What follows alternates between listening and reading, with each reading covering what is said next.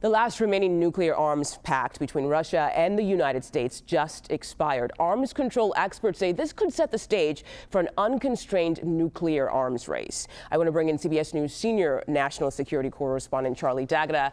Good to see you today, Charlie. So can you talk to us about this so-called New START nuclear pact and what its expiration actually means? Mugo, I can try. Strategic Arms Reduction Treaty.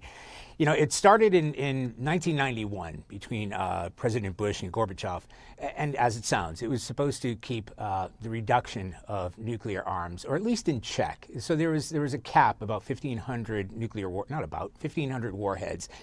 And it was renewed under the Obama administration. It's been holding on for 15 years. As you said, it expires today. Now, what does that mean in real terms?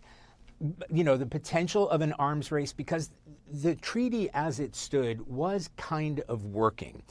Having said that, one of the key parts of that was the inspection of the nuclear arsenal from both sides in person. That means the Russians could check out the nuclear arsenal for the United States and vice versa. And that was an open channel. All that went away during COVID. Then it was aggravated and never resumed again either. And then it was aggravated even more after Russia's invasion of Ukraine, which disrupted all kinds of United States relationships with Russia. Kind of more importantly and more critically to the conversation is it not only put a cap on warheads and the missiles and the way the warhead would be delivered, delivery systems, that's what I was looking for, is there was a sort of deconfliction. So if nuclear weapons had been moved around, each side would tell each other. And this happened a lot. I mean, it happened tens of thousands of times over the course of this last agreement. So an arms race, there is a potential for that just because the checks are no longer there, the checks for moving equipment around. But President Trump has kind of looked at it like a shoulder shrug, saying if it expires, it expires. And it may open the door for more conversations. He makes the very valid point that this is now a three-horse race, that China is involved. And while there is no rush for Russia, which is cash-strapped, to make more nuclear weapons or produce more nuclear weapons, or the United States for that matter, because let's face it, they get more than enough on both sides. China is rushing to catch up. So it may be that the new START agreement may have China on board as part of those discussions. Okay, well, Charlie, I'd say you did a really good job of explaining that to me. It all makes sense now. I want to move on to this other question I have for you, because we're following reports of renewed military talks between Russia and the United States. What can you tell us about that?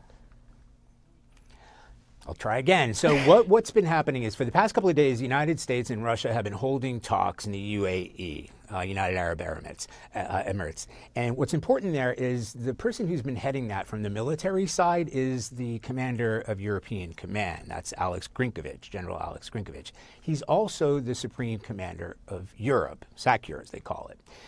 That is a key position because the United States and Russia on a very high military level have never really stopped conversations because there are deconfliction zones. If you want to think about where the United States has been placed in the Middle East, in Syria, and in the Arctic Circle, in Europe, all these conversations that you and I have had over the past few months, those are deconflictions to make sure that jets aren't flying in the wrong direction or they see each other, et cetera, et cetera. Where this becomes a little bit more critical is because of what's happened in Ukraine. Because those conversations between the United States and Russia were cut off when, in fact, it was months before. It was the September before the invasion of Ukraine. So those conversations had stopped. So what was announced today is those have resumed. Okay. What this means in practical terms, I'm not entirely sure. It may just be a symbolic gesture, a step forward to show that these 2 days of talks have come up with something, aside from a prisoner exchange, which was announced today between the Ukrainians and Russia. 315 prisoners will be exchanged. This might just be a sort of act of goodwill between the United States and Russia, because the United States is obviously opposed to what Russia has done in Ukraine. Yeah. But they have opening up those conversations between the U.S. military. This isn't a political thing. This is the U.S. military and the Russian military at the very highest level could be a significant step forward, if not sort of a symbolic step forward. Okay, Charlie D'Agata, I wish I could borrow your brain for a day. All the things I could learn. You don't want it. You don't want to spend much time in there. Oh my God. Thank you so much for your time. We appreciate it.